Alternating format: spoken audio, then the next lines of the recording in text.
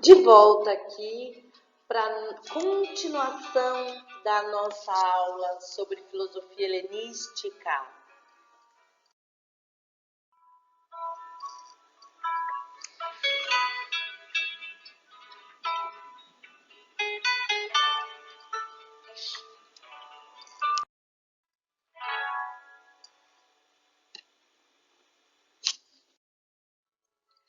E dando continuidade aqui à nossa aula de filosofia helenística, eu vou apresentar para vocês a corrente filosófica conhecida como estoicismo.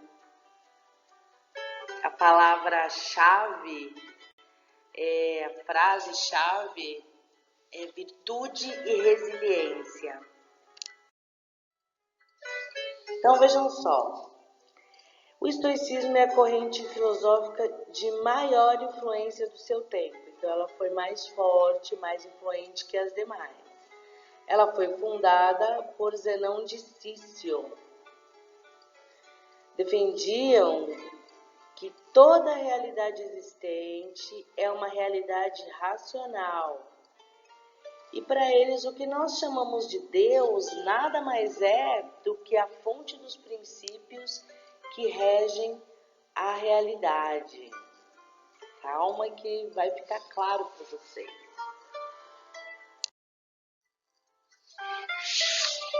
Segundo os estoicos, nós somos deste mundo e quando nós morrermos, nós vamos dissolver neste mundo. Eles dizem que nós não temos poder para alterar o universo, para alterar o mundo. Então, nós temos que aceitar a realidade como ela é, porque a única coisa que a gente tem para lidar é a realidade. E eu não posso mudar essa realidade. Então, o que me resta? Compreender, procurar conhecer, procurar aprender e aceitar. Por isso que eu usei lá a palavra resiliência também, resistência também, porque a realidade que se apresenta para nós é essa e nós vamos ter que resistir a ela e sobreviver a ela enquanto nós estivermos vivos. Então, para o Zenão, o melhor caminho para a gente alcançar a felicidade é a compreensão, o conhecimento. É isso que ele defende. O ideal perseguido pelos estoicos é um estado de plena serenidade para lidar com os sobressaltos da existência, os imprevistos, as tristezas, os aborrecimentos que a gente tem, as chateações. Então, a serenidade, a gente tem que buscar essa serenidade, que é esse estado de calma, de resiliência, de resistência muitas vezes. E ele funda aí o princípio de que nós temos que aceitar todos os princípios universais que regem a nossa vida. Então, a nossa vida, ela não é regida só por momentos bons, só por momentos de alegria, por momentos em que a gente quer fazer, né, por momentos em que a gente pode fazer só o que a gente quer. Ao contrário, até a nossa vida é regida muitas vezes por aborrecimentos, por provações, e aí nós temos que compreender e aceitar esses princípios segundo os estoicos. O estoicismo diz que ser livre é viver segundo a nossa própria natureza, só que a nossa natureza, ela integra a natureza do mundo. Nossa natureza não é independente, portanto, não tem como nós vivermos segundo o que nós mesmos, o que nós queremos, segundo a maneira como nós queremos viver. Não existe muito essa possibilidade. já que a nossa natureza faz parte do mundo e o mundo tem suas leis universais, seus princípios universais. No plano ético, leiam aqui comigo, os estoicos defendiam uma atitude de austeridade física e moral, baseada em virtudes como a resistência ante o sofrimento, a coragem ante o perigo e a indiferença ante as riquezas materiais. Então vamos lá. Primeira coisa, austeridade física e moral. A austeridade é uma rigidez. Nós temos que ser rígidos, nós temos que ter uma rigidez tanto física, para resistência, para uma postura, quanto moral, da virtude, do caráter, de fazer o que é certo, mesmo diante do sofrimento.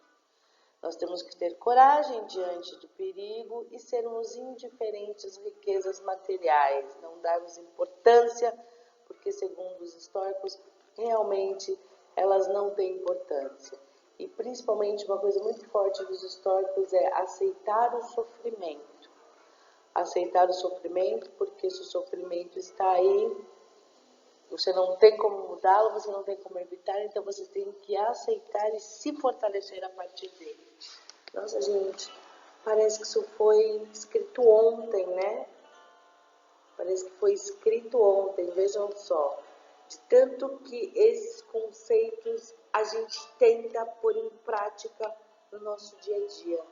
Em 2020, a gente tenta utilizar coisas aí que foram desenvolvidas no período helenístico. Muito interessante, olha como a filosofia se aplica à vida prática.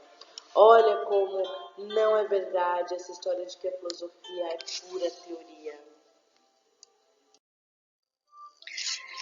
E agora, para finalizar, eu vou passar para vocês a última corrente filosófica do período helenístico, que foi o epicurismo, que tem aí como palavras de efeito prazer duradouro. Bom, o epicurismo ele foi fundado por Epicuro de Samos. Vejam que Epicuro ele era conterrâneo de Pitágoras, lá, o pré-socrático, matemático, astrônomo, porque eles vieram da mesma localidade. O Epicuro propunha que o ser humano devia buscar o prazer, porque segundo Epicuro, o prazer é o princípio e o fim da vida. O Epicuro ele não acreditava em vida após a morte, ele também não acreditava nos deuses da época, ele achava que a vida é uma só, que aqui você vive e que você morre. Por isso que ele dizia que você tem que buscar o prazer, porque o prazer é o princípio e o fim de uma vida feliz. Entretanto, é muito importante a gente deixar claro, às vezes os alunos se confundem em alguma pegadinha em prova, que o Epicuro ele fala de dois tipos de prazer. Tem o prazer que é duradouro e tem o prazer que é imediato. E que nós devemos buscar o prazer duradouro e deixar para lá o prazer imediato. Que o prazer que faz a gente feliz é o prazer duradouro. O imediato, ele traz a felicidade naquele momento, só que depois que você não passou, você vai ser infeliz. Se você der corda, se você atender ao seu prazer imediato. Um exemplo que eu gosto muito de dar, por exemplo, eu estou com um problema de saúde, tenho um problema de pré-diabetes. É um exemplo. E eu adoro McDonald's. Quando eu passo em frente à lanchonete do McDonald's, eu fico louca para comer um cheddar com batata frita e tomar um refrigerante e ainda tomar um sorvete. Mas aí eu vou estar atendendo ao meu prazer imediato de satisfazer aquela vontade, aquela fome, aquele desejo. Depois que eu comer esse lanche, se eu acabar de comer no McDonald's, eu vou me sentir muito mal. Porque eu vou perceber que eu fiz mal para minha saúde, que eu engordei de novo, mais e engordar não fez bem para minha saúde, que eu fiz mal para o meu estômago, eu não estou me sentindo bem. Então foi o prazer naquele momento que depois me trouxe sofrimento. Enquanto que se eu passar em frente ao McDonald's, olhar o McDonald's e for comer uma salada, uma comida saudável, um arroz integral com frango, eu posso até naquele momento não estar tendo o prazer que eu estaria tendo com o McDonald's, mas depois eu vou me sentir muito bem. Quando eu ver que eu já, estou me sentindo mais leve. Quando eu fizer os meus exames e os meus exames darem lá que minha pré-diabetes desapareceu, vocês entendem a diferença? Então, olhem aqui comigo. Para desfrutar os grandes prazeres do intelecto, nós precisamos aprender a dominar os prazeres exagerados da paixão. Então, medo, apego, cobiça, inveja. E os epicuristas, eles sempre buscavam a ataraxia, que é um termo grego para designar o estado da ausência de dor, quietude, serenidade, imperturbabilidade da alma, essa palavra é difícil. O Epicuro, ele falava que o prazer também era a ausência de dor, a ataraxia, porque o Epicuro ele era doente dos rins. Então vocês imaginam, vivendo uma época em que não existiam aí os analgésicos, as injeções para melhorar a dor, o quanto que ele não sofria. Então para ele, só o fato de não ter dor, você já estava, nossa, você tinha que, se sentir feliz demais da conta. É essa a ideia.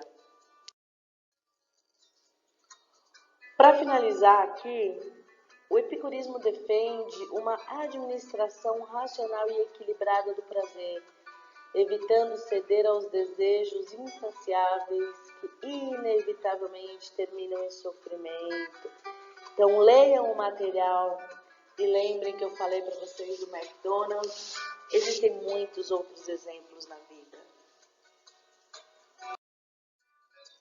E não se esqueça que os exercícios da aula estão disponíveis para vocês no plural.net.